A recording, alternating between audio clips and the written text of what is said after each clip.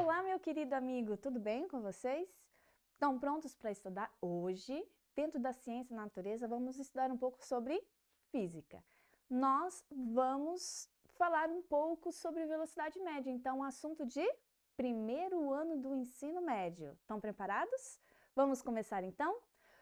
Módulo 2, de onde nós usamos a apostila e o material didático da CPB. Se você é um aluno que tem este material, então vá lá, abre no capítulo 2 e acompanhe conosco esta aula. Velocidade média. Vamos lá. Alguém conhece esse homem? É o homem mais rápido do mundo. Ninguém bateu o seu tempo. O tempo dele de uma distância de 100 metros, da corrida de 100 metros, foi 9,58 segundos.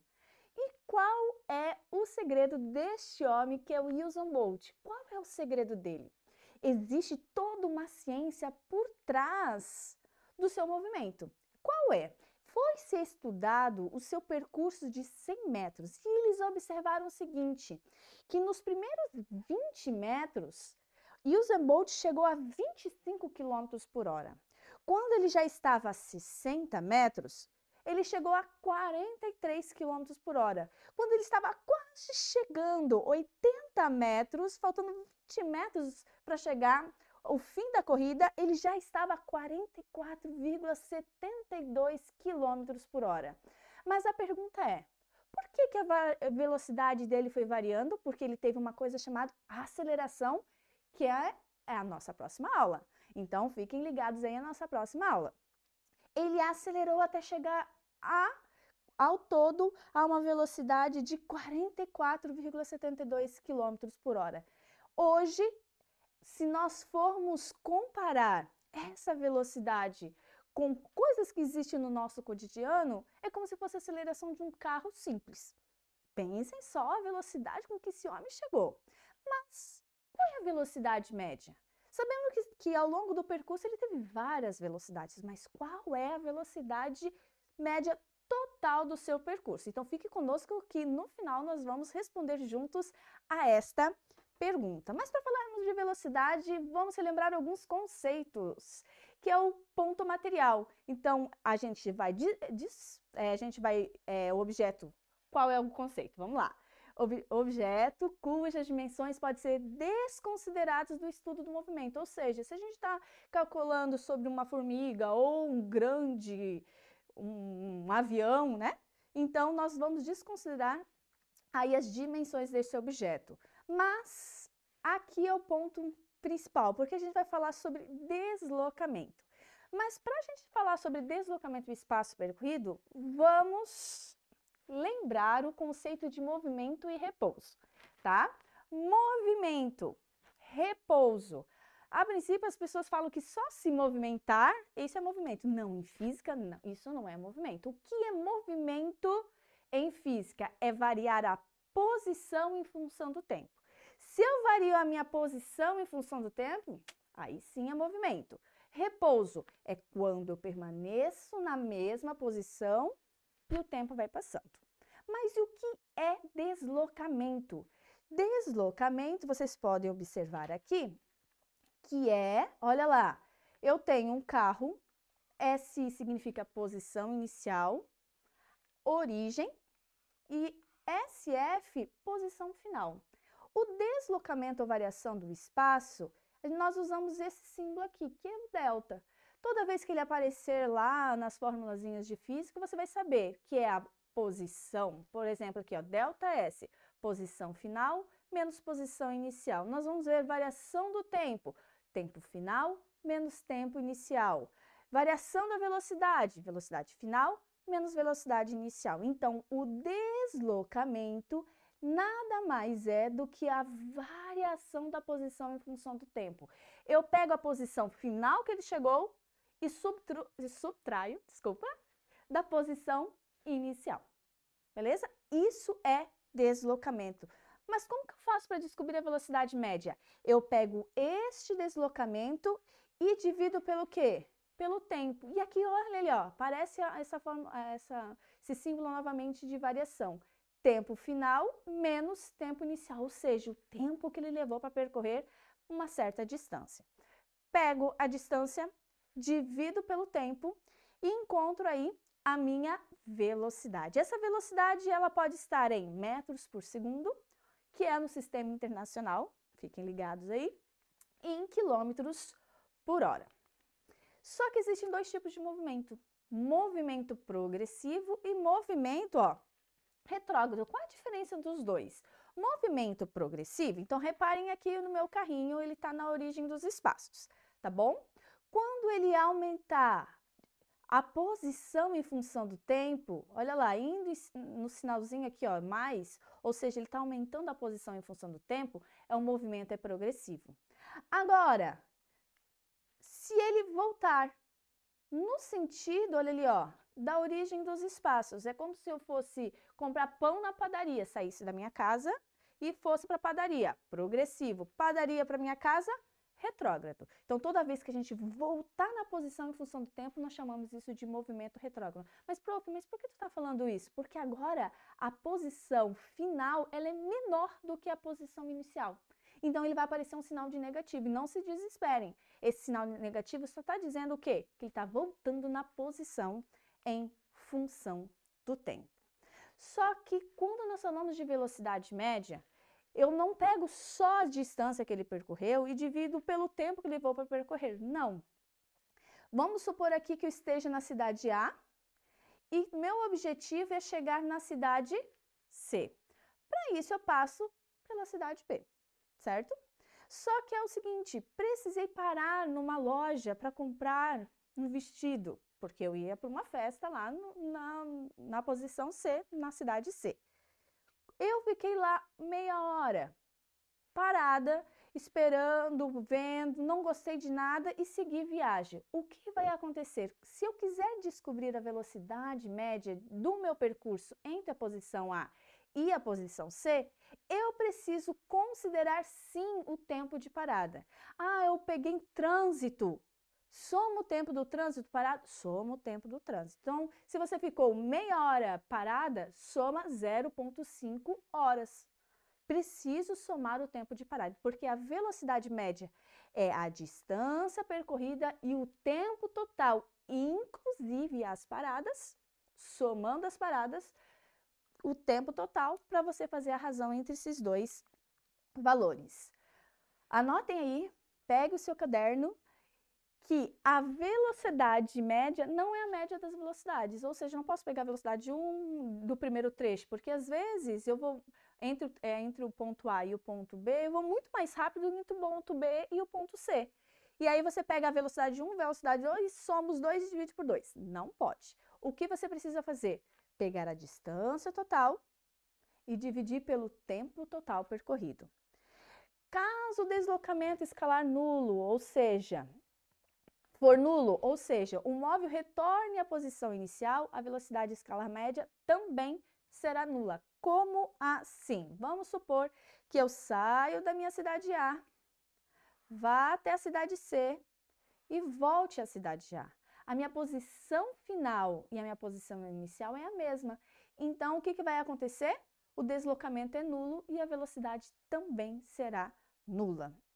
E existe também a velocidade instantânea, que acontece exatamente no momento considerado.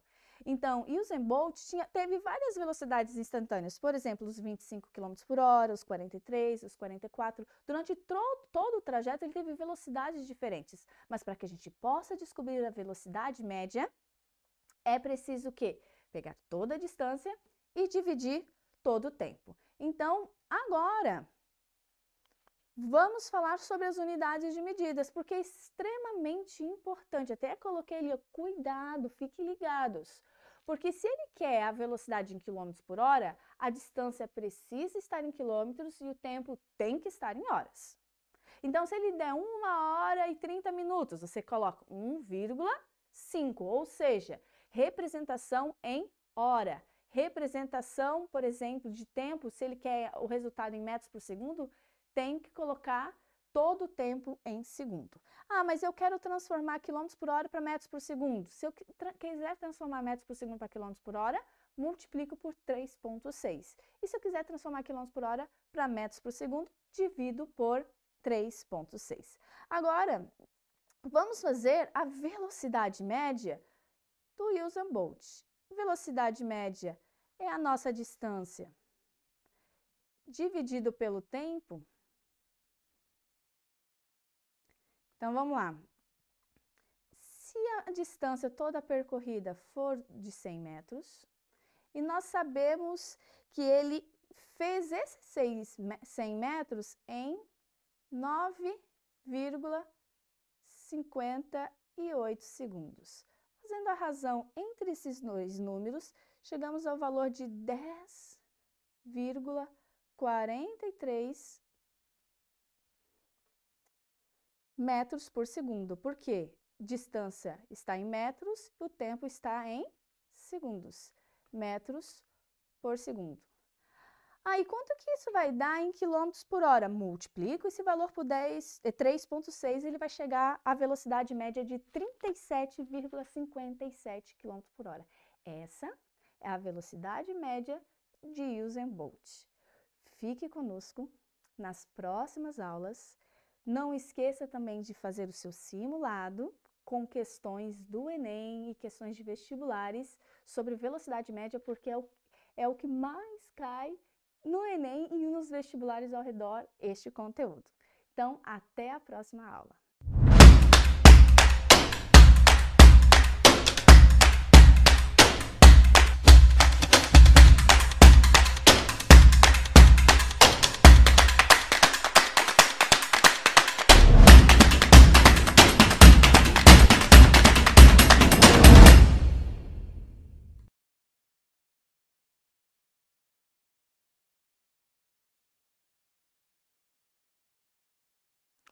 Olá, tudo bem? Seja muito bem-vindo, você é aluno do primeiro ano. Estamos aí começando a nossa jornada no ensino médio e eu estou muito feliz de estar aqui com você e de acompanhar você até o fim do ano na disciplina de Biologia. A Biologia é linda, o estudo da Biologia é maravilhoso e eu quero convidar você nessa jornada para nós estudarmos a ecologia, o meio ambiente, para nós estudarmos também os seres vivos, começando pela célula, começando pela complexidade da bioquímica celular e até nós chegarmos no final do ano estudando a origem da vida. Então eu quero convidar para que você pegue teu livro, pegue teu caderno, se possível faça algumas anotações, eu vou chamar a atenção de você para algumas coisas bem importantes. Então, aproveita, pega seu marca-texto, eu sei que vocês gostam de um monte de coisa colorida, escreve aí onde você achar melhor, para que você não perca nada, beleza? Vamos lá, então, começar a aula de hoje?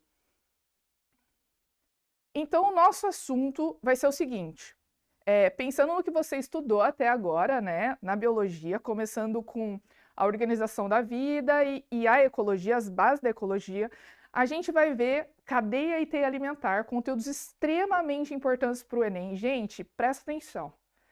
Ecologia no Enem é basicamente 30% das suas questões. É um conteúdo que você precisa estudar, saber bem, não apenas no primeiro ano, mas você vê no segundo ano, rever no terceiro ano, porque é batata. Sempre vai ter questão de ecologia, de alguma área da ecologia no Enem. Então, a gente vai começar falando de teia e cadeia alimentar, vamos falar de fluxo de matéria, né? Quando a gente fala dos ciclos biogeoquímicos, e eu vou falar aqui especialmente do ciclo do nitrogênio. Todo ano tem questão do Enem de nitrogênio. Esse ano mesmo, ano passado, 2024, nós tivemos uma questão de ciclo do nitrogênio mais aplicado à área da química, mas ainda assim é um conteúdo super da biologia. E vamos falar também de uma representação gráfica de cadeias alimentares aí, e teias alimentares, que são as pirâmides ecológicas. Vamos começar então falando da cadeia alimentar. Fique ligado, tá? Primeira coisa aqui, quando você vê o esquema de cadeia alimentar, você não pode esquecer que todas essas setas, elas não estão ali por acaso. Elas indicam o fluxo de energia. Então, quando você olha a seta indo para cima, para o lado, enfim, não significa só a direção e qual animal se alimenta de qual. Na verdade, isso indica para onde está indo a energia. Então, quando você olha aqui, você vê aqui, lógico, nós temos a fonte de energia principal que é o sol, que por meio da luz solar as plantas fazem a fotossíntese, por isso elas são produtoras. E todas as plantas, todo o verde, é ele que é a base do ecossistema. Então, a partir dele, que é o primeiro nível trófico, a gente vai ter os consumidores, que são seres autotróficos, heterotróficos. Então, a gente tem aqui o consumidor primário, que vai ser um herbívoro, né? É o gafanhotozinho aí que você está olhando. Aí tem o consumidor secundário, que aí é o sapo, pode ser um onívoro, ou seja, ele pode se alimentar de plantas ou de animais. E aí você tem o consumidor terciário, que pode ser carnívoro, como a serpente que está aí, e o consumidor quaternário, então a gente está olhando aí no topo da cadeia, normalmente são predadores, como por exemplo o falcão, que é uma ave de rapina. E aí a gente tem, lógico, os fungos em cima de todo mundo, porque eles acabam decompondo a matéria orgânica desses animais quando eles morrem. Então veja que a energia está indo do sol para a planta, 100% da energia. Uma parte dessa energia é absorvida pelo gafanhoto, uma parte da energia do gafanhoto é absorvida pelo sapo, uma parte da energia do sapo vai para a serpente e assim por diante. Ou seja, eu tenho 100% da energia nas plantas e conforme eu vou subindo ali na cadeia alimentar, essa quantidade de energia vai diminuindo. Então veja que a setinha ela tá indo numa única direção e único sentido, ou seja, o fluxo ele é sempre unidirecional. Preste atenção, porque às vezes as alternativas trazem, falando que pode ir em várias direções, ou enfim, preste atenção nisso. Na cadeia alimentar, o fluxo de energia ele é sempre unidirecional, ao contrário da teia. Aqui na teia, a gente tem um fluxo de energia indo para várias direções. Você não tem só um consumidor primário, você tem vários. Você não tem só um secundário, você pode ter vários. Então, você vê aqui que eu tenho serpente, falcão, raposa, que são todos animais que podem tranquilamente ser o topo da cadeia. Além disso, você tem, por exemplo, também uma coruja, que também é um topo de cadeia, uma ave de rapina, certo? E aqui, olha só, eu fiz esse esquema para mostrar para vocês pelo menos 3 cadeias alimentares diferentes que a gente pode ver nessa imagem. Então, você está vendo aqui, na imagem da esquerda, a linhazinha vermelha, que está ali no número 1, né? Então, você tem a planta, o coelho e o falcão. Na imagem do meio, você tem a planta, olha a setinha verde. Você tem a planta, depois você tem o gafanhoto, você tem o sapo, você tem a serpente. E você tem a imagem da direita, que está ali no número 3, que são as setinhas azuis. Então, você tem a planta, você tem o gafanhoto, você tem a ave, você tem a serpente, você tem o falcão. Veja que é uma cadeia alimentar dentro da teia que tem pelo menos 4 níveis tróficos. Produtor, consumidor primário, consumidor secundário, consumidor terciário, 4 níveis tróficos. E o quaternário, então tem 5 níveis tróficos nessa cadeia alimentar que está na teia da imagem da direita, né? E para finalizar essa parte de fluxo de energia, eu também não posso deixar de falar para vocês sobre bioacumulação. Isso é uma coisa que também cai muito em questão, não só do Enem, mas em questões de vestibulares. Por quê? Porque tem a ver com poluição, ou seja, quais são os impactos, né, dos seres vivos, do homem no ambiente. Isso tem a ver com poluição no solo, tem a ver com poluição na água. E aí o que acontece? Existem muitos produtos que a gente não consegue eliminar, o nosso corpo não consegue metabolizar. E aí a gente tem, por exemplo, metais pesados, eles podem se acumular nos nossos ossos, por exemplo. Ou a gente tem alguns defensivos agrícolas que acabam se acumulando no nosso tecido adiposo, porque eles têm afinidade com gordura. E aí o que acontece é que ao longo do tempo, pelo consumo, como a gente não elimina, isso pode fazer mal para nós.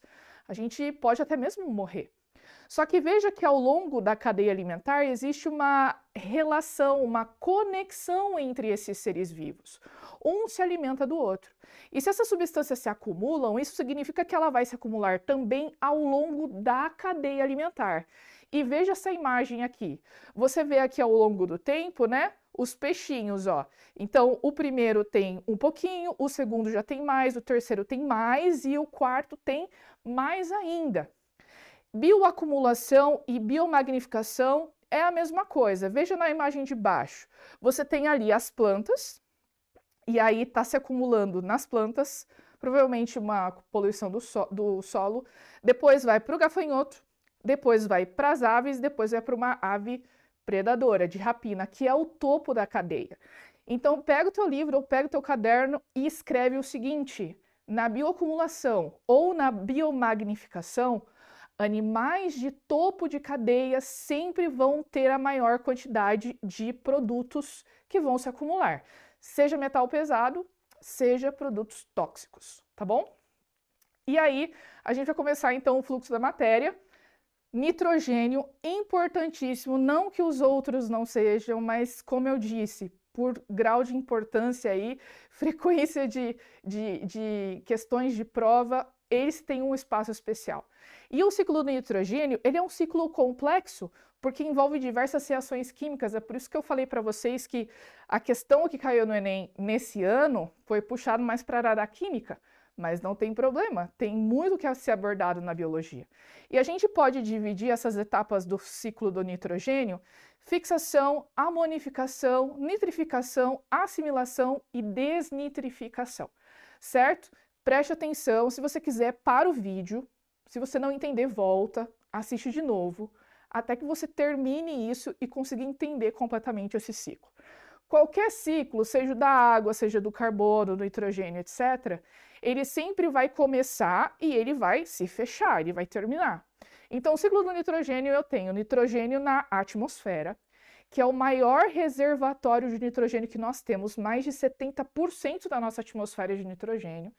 Só que esse nitrogênio ele precisa ser usado pelos seres vivos, por quê? Porque a gente precisa de proteína.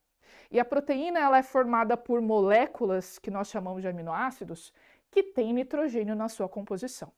Então, a única forma, preste atenção, a única forma de nós obtermos o nitrogênio para fazermos as nossas proteínas, você que gosta de puxar um ferro, que está crescendo aí, está ganhando massa, você precisa de proteína, você sabe.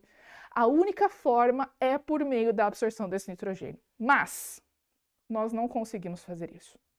O ciclo do nitrogênio, ele acontece porque nós temos a incrível participação de organismos procariontes. O ciclo do nitrogênio, ele não acontece se não tiver a participação de bactérias. Isso é coisa que cai em questão. Vocês vão fazer uma questão na semana que vem e vai ter uma questão cobrando sobre isso, ou seja, os procariontes, eles são a única possibilidade desse ciclo acontecer, porque são eles que vão pegar o nitrogênio da atmosfera, fazer reações químicas para produzir outras moléculas que têm nitrogênio na sua composição para a gente poder usar. Então, é isso que você tem que ter na tua cabeça, certo? Nitrogênio está na atmosfera, essas bactérias vão fazer essa transformação e, no final, outras bactérias vão pegar isso e vão devolver para a atmosfera, certo? Então, vamos ali rapidinho, a gente começa com a fixação. Na fixação, existem algumas bactérias chamadas de Rhizobium, do gênero Rhizobium, que estão na raiz de determinadas plantas, chamadas de leguminosas. São plantas que dão sementes em vagens, tá? E essas bactérias se organizam na raiz dessas plantas, pegam esse nitrogênio e transformam esse nitrogênio em amônia. Então, essa também pode ser uma forma de amonificação, assim como outras bactérias decompositoras também podem pegar restos de seres vivos e transformar também em amônia. Então, a gente já viu aí a fixação e a amonificação. Agora, nós temos a etapa da nitrificação. Nessa etapa, a gente tem a transformação do nitrogênio em nitrito e em nitrato, certo? Só que nós temos aqui duas bactérias, dois gêneros que fazem isso aí. E eu acho legal especificar porque tem questão que cobra isso também. Então, as nitrosomonas transformam o nitrogênio em nitrito. A Nitrobacter pega esse nitrito e transforma em nitrato. Então, nitrificação essa fase já foi. Nós temos agora a assimilação. Por quê?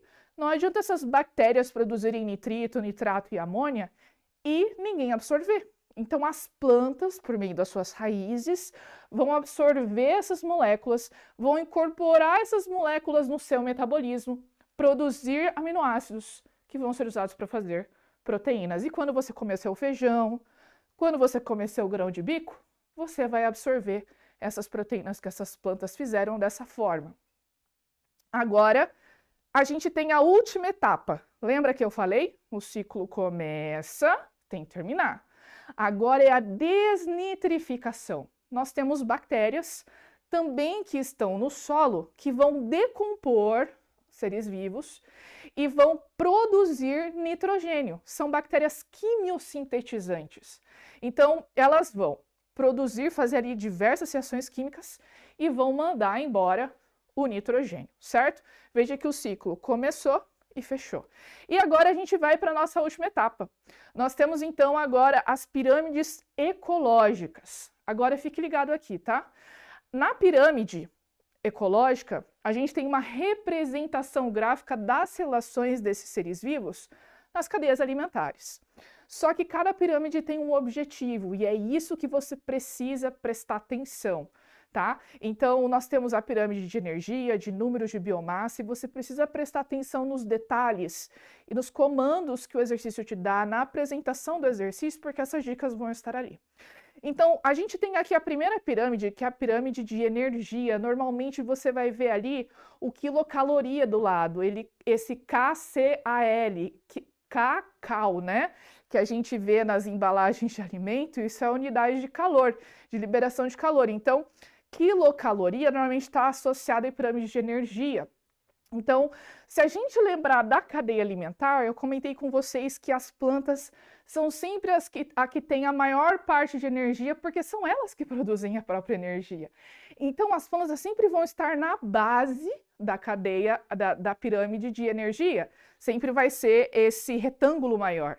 E lembra que eu falei também que na cadeia alimentar, a quantidade de energia vai diminuindo conforme eu vou subindo nos níveis tróficos. E a gente vê isso representado na pirâmide de energia. Então você vê que a pirâmide de energia ela é clássica, gente. Ela sempre vai ter essa carinha.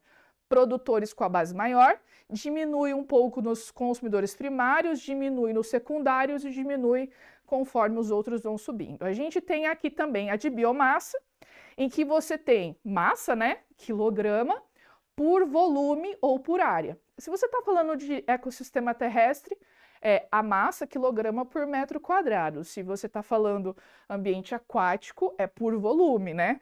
Então, a gente tem aqui na de biomassa uma carinha bem parecida com a de energia no ecossistema terrestre, né? Só que lá no ecossistema aquático a gente pode ter uma inversão. Por quê? Porque os produtores, eles são unicelulares e eles se espalham bastante na água, né? Então, em quilograma, em massa, eles acabam tendo uma massa menor por serem menorzinhos. Então, você vai ver que na invertida, na de biomassa invertida dos ecossistemas aquáticos, a base acaba sendo menor, tá? Então, ela tem uma carinha diferente. E por último, a gente tem aqui a de números. A de número não tem regra, ela pode ter qualquer formato, porque depende da quantidade de indivíduos, do tamanho da população. Então, você pode ter a direta, que é aquela pirâmide normal, ou você pode ter a invertida, tá bom? Então, pessoal, é isso. Espero que vocês tenham gostado da aula, espero que vocês tenham anotado a sua dúvida. Se você tiver com dúvida, pergunta e busca teu professor. E a gente se encontra na próxima semana. Até!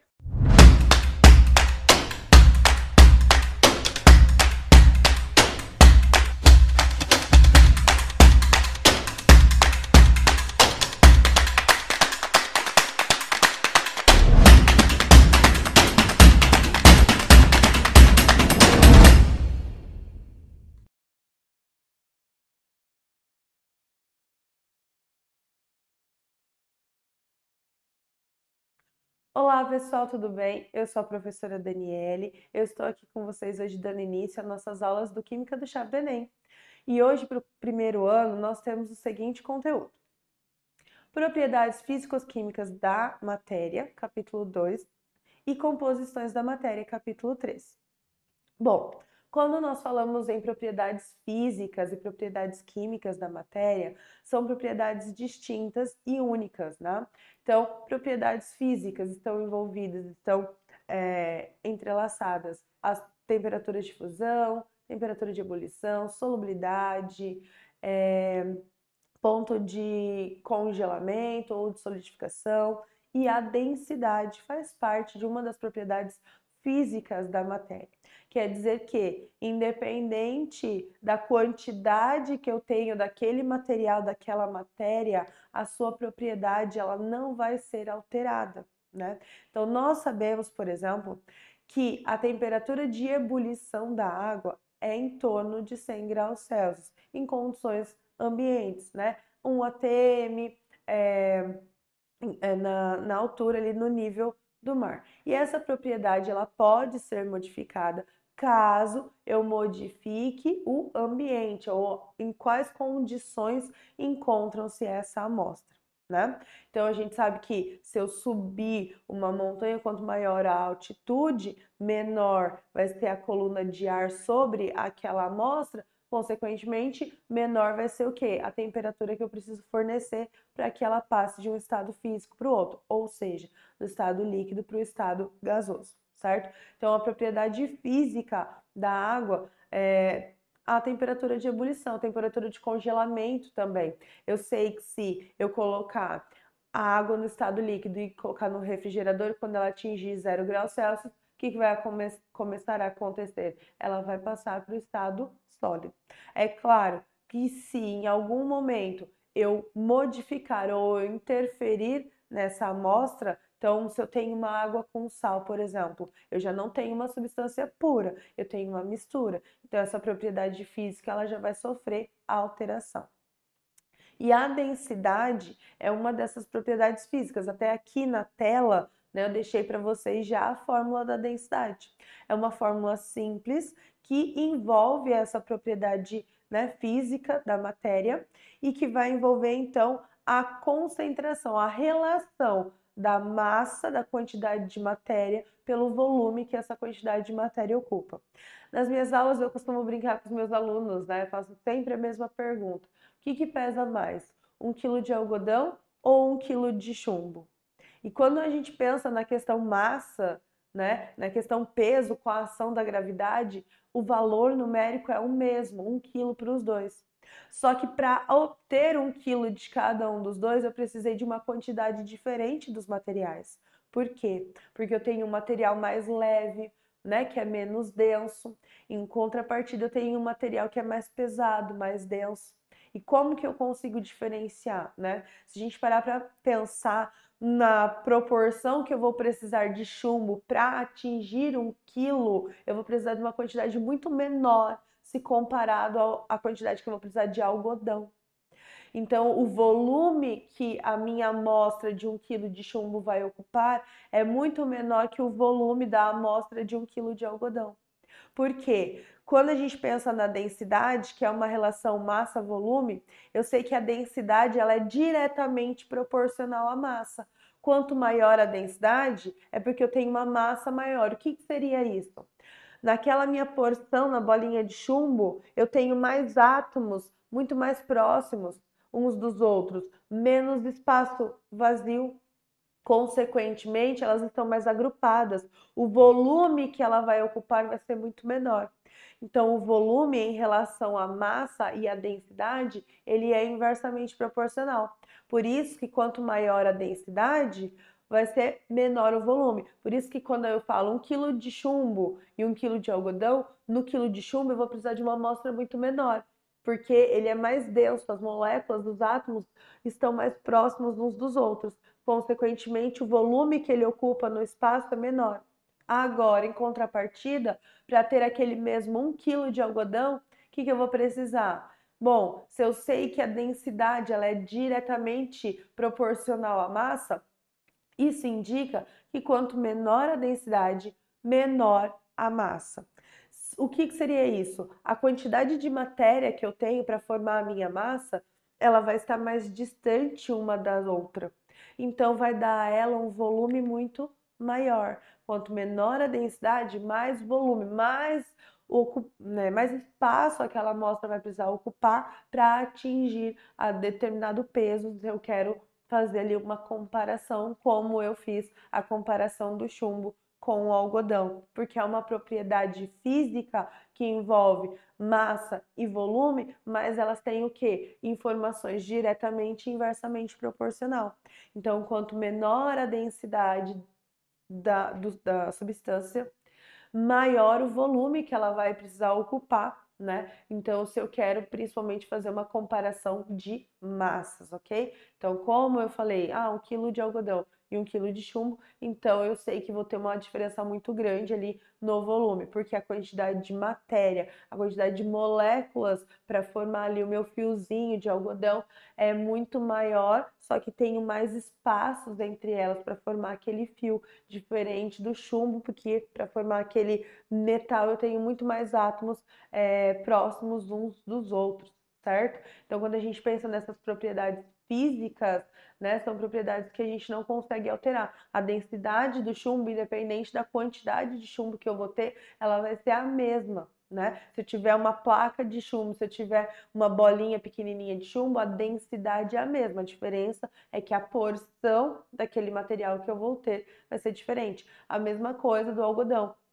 Se eu pegar, né, uma quantidade muito grande de algodão ou um pacote de algodão, se eu pegar uma bolinha de algodão, a densidade do algodão é a mesma. O que vai modificar nesse caso é a quantidade de amostra que eu vou ter para analisar. Quando a gente pensa nas propriedades físicas, nós não podemos deixar de lado as propriedades químicas, né, que estão envolvidas com a condutibilidade, né? Então, materiais que são ótimos condutores de corrente elétrica, condutores térmicos ou isolantes, né?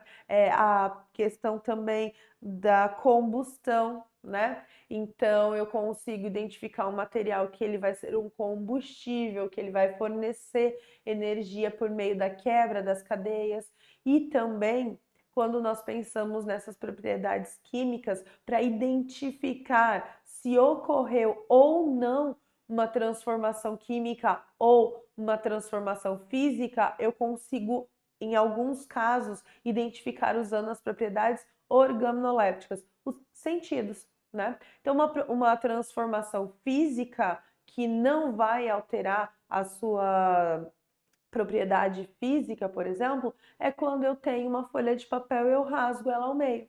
Quando eu rasgo essa folha de papel ao meio, a densidade continua sendo a mesma, seu ponto de fusão continua sendo o mesmo, o seu ponto de ebulição continua sendo o mesmo. Por quê? Porque eu simplesmente só dividi essa parte ao meio, mas eu não mudei a estrutura dos átomos, a organização dos átomos. Então, continua sendo uma folha de papel, continua possuindo suas propriedades físicas intactas. Agora, quando eu queimo essa folha de papel, ao atear fogo, ao pegar ele, passar pelo processo de combustão, eu consigo visualmente identificar outras alterações. Não só uma folha partida ao meio, mas tem uma mudança de cor, né? Então, se eu pegar ali uma folha de papel em branco, ao queimar ela vai ficar cinza, né? Ali quando sobra resquício. Então, você tem ali a mudança de cor, a textura é diferente, né? O papel você consegue segurar, a cinza ela desmancha na sua mão, né? Ela também é mais solúvel em água, se a gente pensar ali em colocar um pouquinho num copo com água, por exemplo, ela vai se solubilizar muito mais fácil do que o papel, muito mais rápido, né? O papel vai absorver a água primeiro.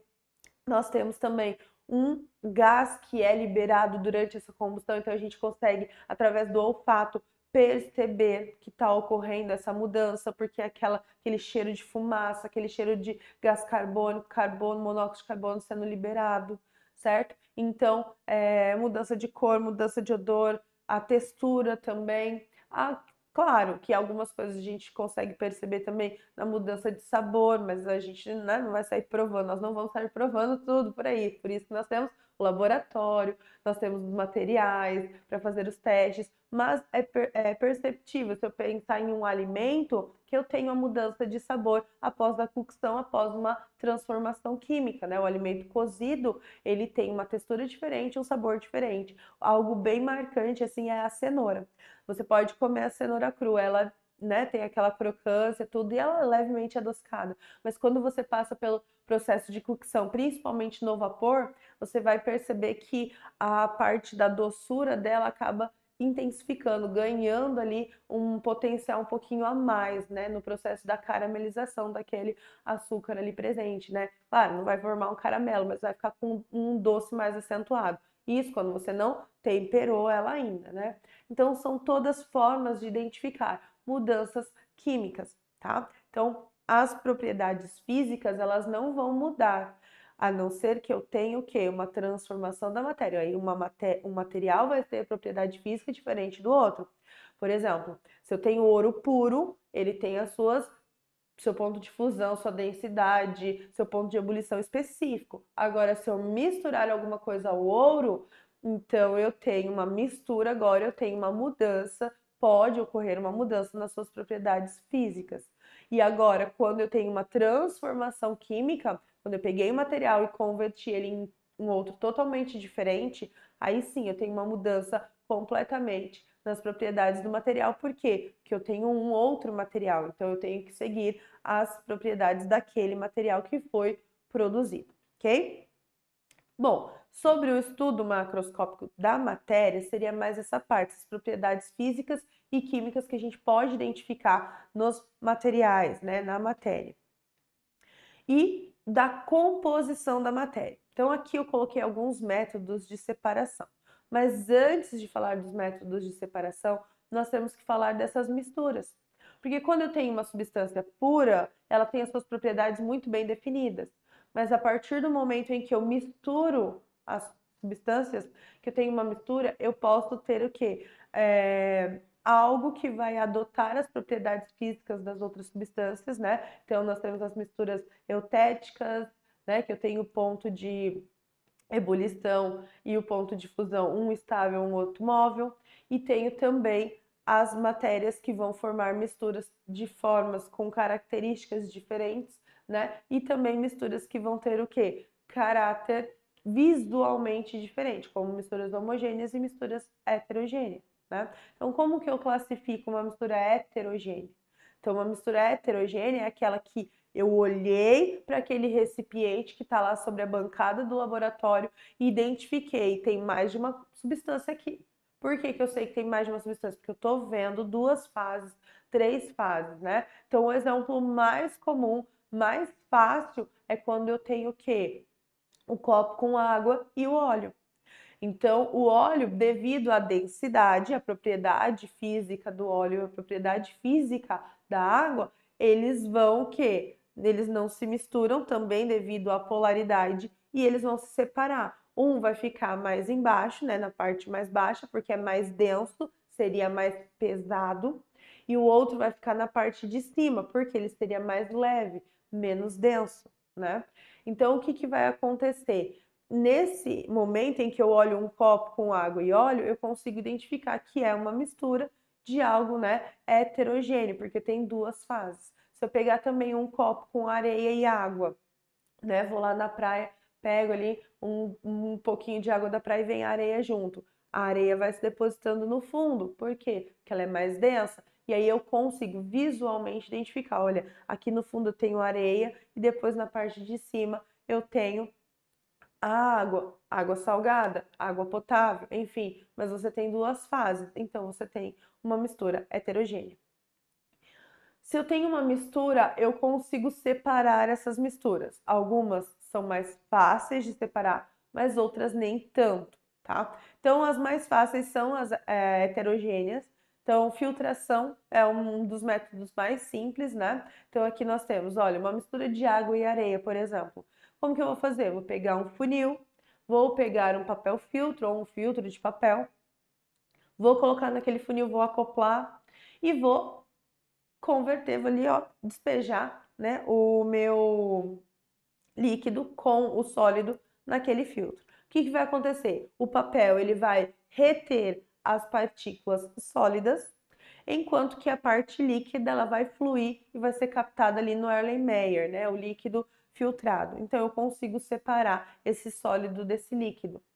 Também tem o funil de decantação, que a decantação é um processo, né, de separação também pela ação do tempo. Aqui a decantação eu tenho, né, os 3 tubinhos de ensaio, então vamos supor que eu tenho água, areia e óleo. Eu deixo ali, misturo, agito essa mistura. O que vai acontecer? No primeiro momento, todas elas estão ao mesmo tempo ali ocupando todo o lugar do líquido.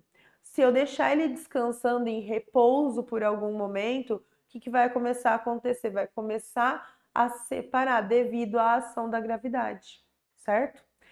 E aí a parte mais densa vai se depositar no fundo, a parte menos densa vai ficar na superfície e o intermediário vai ficar no meio. Normalmente a água, você pensar na água, óleo e areia. Então o óleo vai subir, a areia vai ficar no meio, no fundo e no meio eu tenho a água. Para facilitar esse processo de decantação, acelerar, eu tenho a centrifugação. Uma centrífuga, ela é utilizada principalmente quando nós vamos fazer os exames de sangue. O sangue é coletado, que aparenta ser uma mistura homogênea, mas não é. Ele passa pelo processo de centrifugação e aí você consegue separar o plasma, né, dos glóbulos vermelhos. E a catação, quem nunca escolheu feijão? Não sei vocês, eu escolhi direto para minha mãe. Você pega o feijão, vai lá, vai tirando o que não é feijão, o grãozinho de milho que vem junto, da soja, a pedrinha, ou o grãozinho que não tá muito bonito, né? Então você vai separando o material mecanicamente, manualmente. E para a gente caminhar então para o finalzinho da nossa aula, as misturas homogêneas, que tem uma única fase visível. Então, a água do mar é água com cloreto de sódio. Claro que tem outros minerais, mas nesses dois em maior quantidade. Ou o álcool que eu compro no mercado, que agora é 46%. Ele tem álcool e água. Só que eu não consigo, olhando para aquele recipiente, identificar, olha, aqui está o álcool, aqui está a água. Ah, o álcool é mais denso, está em cima, mais denso está embaixo, a água é menos densa, está em cima. Isso eu não consigo. Então, como que eu faço para separar essas misturas que eu não consigo identificar? Primeiro, se for a água e o sal, posso passar pelo processo de evaporação. Deixar o tempo, o calor, né, a temperatura, fazer a ação de evaporar aquela água e a água vai saindo, vai sobrando o quê? O sal. E aí vou concentrando mais. Ou eu posso usar um meio no laboratório, um meio laboratorial, que é a destilação simples. Eu vou aquecer aquela mistura, aí eu tenho o quê? Um adaptador, ele vai conduzir aquele vapor até um condensador. Condensar é passar o quê? Do estado gasoso para o estado líquido. E aí eu vou conseguir captar esse líquido em outro recipiente. A destilação simples, ela é muito utilizada quando eu tenho a mistura líquido-sólido, sal e água. Agora eu tenho outro tipo de destilação, que é usado ali também pelo petróleo, né, para destilar o petróleo, que é a destilação fracionada, que eu vou fracionar, eu vou destilar por partes. E essa destilação que eu vou evaporar por partes, ela vai estar associada quando eu quero separar dois líquidos que estão misturados e parece uma coisa só. Por exemplo, se eu tenho água e álcool e eu quero separar, eu quero captar só álcool, então eu tenho que aquecer aquela mistura e eu vou conseguir evaporar o álcool, né, o etanol, para um outro recipiente e no recipiente de origem fica a água. Então também é uma forma de separar, né, os líquido. Tudo bem? Então, pessoal, esse foi o nosso conteúdo da aula de hoje, que vai nos ajudar nas próximas questões.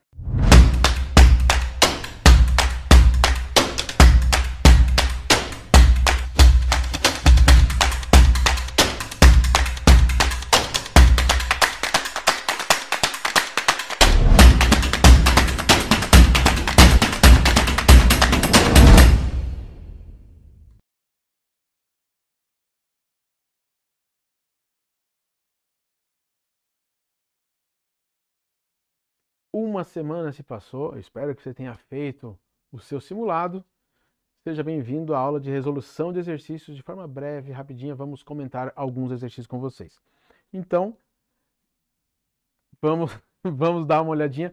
Primeiro exercício, a gente já vai colocar na tela para vocês ali, para a gente poder comentar, tá?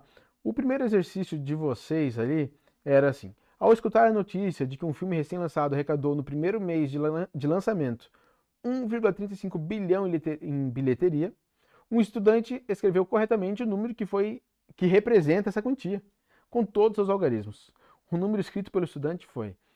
Pessoal, isso aí é unidade de medida, né? Tá falando sobre reais e tudo mais, só questão de reconhecimento. Ah, mas professor, isso é muito fácil, não cai. Peguei do Enem. Todas as questões que vocês fizeram estavam em algum Enem. Então, na verdade, eu só preciso conseguir escrever esse número, 1,35 bilhão, na forma com todos os seus algarismos, né? Então, basicamente é o seguinte, esses três primeiros zeros aqui é milhar, né? Então, 135 mil não é o A. Ó, milhar, milhão. 1.350.000 não é. Milhar, milhão. 13.500.000 não é. 135 milhões não é. E a última, obviamente, a gente tem milhar, milhão e bilhão. Então, na verdade, aqui, né? Unidade, milhar, milhão, bilhão. 1.350.000.000 é a alternativa E, tá? Essa acredito eu que não tinha muito como errar, mas cai aí de tempo em tempo no Enem, no Exame Nacional. Vamos para o próximo exercício. O próximo exercício fala sobre pesquisadores da Universidade de Tecnologia de Viena, na Áustria, que produziram miniaturas de objetos em impressora 3D de alta precisão. Ao serem ativadas, tais impressoras lançam feixes de laser sobre um tipo de resina, esculpindo o objeto desejado. O produto final da impressão é uma escultura microscópica de 3 dimensões, como visto na imagem ampliada, um carrinho de Fórmula 1, bem bonitinho, mas repara que está no microscópio, né? Você provavelmente, nem eu, viríamos ele a olho nu. A escultura apresentada é uma miniatura de um carro de Fórmula 1 com 100 micrômetros de comprimento. Um micrômetro é a milionésima parte de um metro. Milionésima parte, gente, vou escrever aqui para vocês. Então é o seguinte, ó. Um micrômetro é igual... Opa, vou colocar um metro aqui. Um micrômetro é igual a 10 a menos 6 metros, tá? Basicamente é essa a transformação que a gente tem que ter, lembrando que ali, né, potência de base 10. Então ele quer que você escreva usando notação científica de 100 micrômetros. 100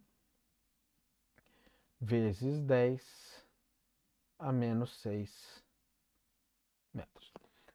Como é notação científica, todos ali já vai ter 1,0 vezes 10 elevado a uma coisa, a gente só precisa descobrir quem é o expoente daquela nossa potência.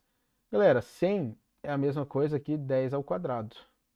10 ao quadrado vezes 10 a menos 6. Potência de mesma base, repete a base 10, soma os expoentes. 2 mais menos 6, menos 4. Então, podemos lá afirmar com certeza opção C, alternativa C, essa questão. Questão 3. É comum as cooperativas venderem seus produtos a diversos estabelecimentos. Uma cooperativa láctea destinou 4 metros cúbicos de leite do total produzido para análise em um laboratório da região, separados igualmente em 4.000 embalagens de mesma capacidade. Qual o volume de leite em mililitro contido em cada embalagem? Pessoal, esse tipo de exercício é aquele que você só tem que ler com um pouquinho de atenção, que você não erra, né? Primeira transformação que a gente vai fazer. Aqui nós temos 4 metros cúbicos. 1 metro cúbico, esse é o tipo de transformação que você tem que saber. 1 metro cúbico é igual a 1.000 litros. Ou seja, a gente tem 4.000 litros de leite para 4.000 embalagens, que ele está dizendo ali. Se eu tenho 4.000 embalagens para pôr 4.000 litros, em cada embalagem, 1 litro. Agora, toma cuidado, né? Por quê? Porque tem a opção 1 ali, que é uma baita de uma pegadinha, porque ali no final das contas ele quer a resposta em mililitro. Então, se eu quero escrever 1 litro em mililitros, isso aqui é a mesma coisa que 1.000 ml. Opção E, alternativa correta ali. Correto? Questão 4. Essa a gente vai comentar um pouquinho, só para a gente poder dar a ideia da resolução. Ela é um pouquinho mais longa, né? O sistema métrico decimal é o mais utilizado atualmente para medir comprimentos e distâncias. Em algumas atividades, porém, é possível observar a utilização de diferentes unidades de medida. Um exemplo disso pode ser observado no quadro. E aí ele fala ali sobre polegada, transformação de polegada para centímetro, de jarda para pés, de jarda para metro, né? E aí ele simplesmente pede para você assim, um pé em polegada equivale a, né? Galera, sugestão, você fazer a transformação de pés para jarda. Como é que eu faço isso? Pode ser uma regrinha de 3 simples, né? Ó, de pés para jarda eu preciso dividir por 3, né? Dividir por 3. Depois de jarda para metro, de jarda para metros, para transformar de jarda para metro eu multiplico por 0,9144 que ele me deu ali. Depois, de metro para centímetro, de metro para centímetro, transformação básica, né? 1 metro vale 100 centímetros, então é só mexer na vírgula. E depois de centímetro para polegadas, tá? Então são algumas transformações que você vai fazer ali, bem passo a passo, não é algo de extrema dificuldade. E vai chegar no valor 12,0000. Opção D dessa questão aí. Na questão 5, um marceneiro recebeu a encomenda de uma passarela de 14,935 metros sobre um pequeno lago, conforme a figura 1. A obra será executada com tábuas de 10 cm de largura, que já estão com o comprimento necessário para a instalação, deixando-se um espaçamento de 15 mm entre tábuas consecutivas, de acordo com a planta do projeto na figura 2. Desconsiderando-se eventuais perdas com cortes durante a execução do projeto, quantas tábuas, no mínimo, o marceneiro necessitará para a execução da encomenda? Gente, sugestão, tá? Eu vou usar tudo em milímetros. Então, o vão vale 15 milímetros. O total da minha passarela vale 14.935 milímetros. E a tábua vale 100 milímetros. 100 milímetros, tá? Por que eu vou fazer isso? Porque daí fica tudo na mesma unidade, você não tem o problema de acabar subtraindo, somando, dividindo unidades diferentes. Aí o que você vai fazer? A minha sugestão. Você tem aqui um conjuntinho, eu vou marcar aqui, ó, o conjuntinho de vão mais tábua. O vão mais a tábua equivale a 115 milímetros, certo? Só que eu tenho um conjuntinho vão mais tábua, vão mais tábua, vão mais tábua, até chegar aqui no final, uma tábua que vai estar sobrando. Então, a minha sugestão é subtrai essa tábua do total. Então, vai fazer 14.935 menos 100 milímetros, vai ficar 14.835. E depois divide por 115, porque é o conjuntinho. Quantos conjuntinhos vão caber dentro daquele espaço? Essa conta da divisão vai dar 129. Quando você somar com essa última tábua que você tirou, vai ter lá um total de 130 tábuas, tá? Que são das operações ali. No próximo, a questão 6. Forma direta, o Enem ele quer que você transforme, né, tanto 160 centímetros como 2.300 milímetros para metros. Gente, de forma bem direta, né? Se ele quer para metros, 2,3 metros de comprimento, que é o A, 1,6 metro de altura. Não tem erro nessa aí não. Próximo, escrever em notação científica. Fica aquela ideia de só trabalhar a vírgula, 0,00011. A vírgula vai ter que parar aqui entre os dois uns. Vai mexer 4 casas a vírgula, então 10 elevado a menos 4. E próximo exercício, volemia. Ele vai te dar uma fórmula, N igual a V vezes C, aonde no exercício ele vai te dar aqui a quantidade de hemácias por ml e a quantidade de ml no sangue. Simplesmente multiplica esses dois e você vai chegar no valor de 2,6 vezes 10 elevado a 10. Questão 9. A caixa d'água de um edifício será a forma de um paralelepípedo retângulo reto com volume igual a 28.080 litros. Em uma maquete que representa o edifício, a caixa d'água tem dimensões 2 centímetros, 3,51 centímetros e 4 centímetros. Ele coloca para você a informação que 1 decímetro cúbico é igual a 1 litro. Eu vou te dizer que ele não precisava ter dado. Você tem que saber isso aí, tá? Sugestão, transforma tudo para decímetro e calcula. Então, 2 centímetros vai dar 0,2 decímetros, 3,51 centímetros, 0,351, 4 centímetros vale 0,4. Multiplica. Você vai chegar num valor já parecido com aquele ali. Você só precisa ver por quanto você precisa multiplicar. Cada uma das arestas, cada uma das dimensões tem que multiplicar por 100 para chegar. Então, opção B, falando ali, né, de escala. E aí, o último exercício, um professor de matemática desenvolveu uma atividade relacionada aos Jogos Olímpicos e confeccionou uma maquete que representa uma piscina nas dimensões olímpicas. É um exercício extremamente parecido com o último que a gente fez agora, vai fazer a mesma coisa, né? Aí ele colocou ali que 1 litro é igual a 10 ao cubo centímetros cúbicos. Então, você só faz a correção, né? A transformação desse cálculo aqui, e você vai ver que você precisa calcular, multiplicar cada um desses valores por 100, gerando também a opção A ali, 1 para 100, ok? Fechamos aí então os 10 exercícios que vocês tinham no simulado. A gente se vê na próxima aula.